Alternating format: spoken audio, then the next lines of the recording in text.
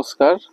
আজ যে গাছটি নিয়ে কথা বলবো সেটি হলো ইন্ডিয়ান স্নেকরুট বা সর্পগন্ধা। সর্পগন্ধা এক ধরনের গুল্ম জাতীয় ভেষজ উদ্ভিদ।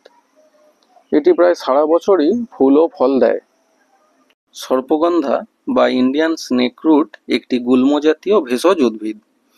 এর এত জাদুকরী ভেষজ গুণ আছে যে চীন ও ভারতে এই গাছকে একটি মৌলিক বা প্রধান ভেষজ গাছ হিসেবে ধরা হয়। সর্পগন্ধা গাছের ফুলের বৃন্তটি হয় লাল রঙের, ফুল হয় সাদা রঙের, আর ফলগুলি কাঁচা অবস্থায় সবুজ রঙের হয় আর পাকলে কালো রঙের হয়। প্রায় সারা বছরই ফুল ও ফল দেখতে পাওয়া যায়।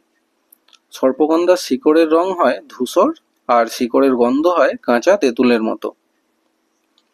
সর্পগন্ধার শিকড়ে রেসারপিন, ডিসারপিডিন ও রেসিনামিন নামে তিনটি ক্ষারযুক্ত ঔষধি উপাদান পাওয়া যায়। এছাড়াও স্টেরল, রজন ও ওলিক অ্যাসিড থাকে। সর্পগন্ধার শিকড়ে থাকা রেসারপিন উচ্চ রক্তচাপ বা হাই ব্লাড প্রেসার নিয়ন্ত্রণে সাহায্য করে। অনিদ্রা বা ঘুমের সমস্যাতে সর্পগন্ধার শিকড় খুব উপকারী।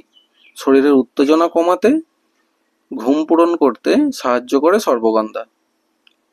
অস্থিরতা, নার্ভাসনেস বা উত্তেজনা কমাতে সাহায্য করে সর্পগন্ধা। মানসিক রোগের চিকিৎসাতে সর্পগন্ধার ব্যবহার করা হয়। বিষাক্ত পোকামাকড় কামড়ালে সর্পগন্ধার পাতা বা শিকড়ের রস দিলে ব্যথা কম হয়। এছাড়াও কোষ্ঠকাঠিন্য, আমাশয় দূর করতে সাহায্য করে সর্পগন্ধা। এবার আসি সর্পগন্ধার একটা মজাদার গল্পতে। এই সর্পগন্ধা সাপ দূর করতে সাহায্য করে। আপনার বাগানে বা ছাদে যদি একটা সর্পগন্ধা গাছ রেখে দেন তাহলেই আপনি বুঝবেন যে এই গাছের যে ঘ্রাণ আছে সেই ঘ্রাণটা আমরা হয়তো অনুভব করতে পারি না, কিন্তু সাপে ঠিক অনুভব করে। এই ঘ্রাণের জন্য, সর্পগন্ধার ঘ্রাণের জন্য সাপ একে এড়িয়ে চলতে চায়।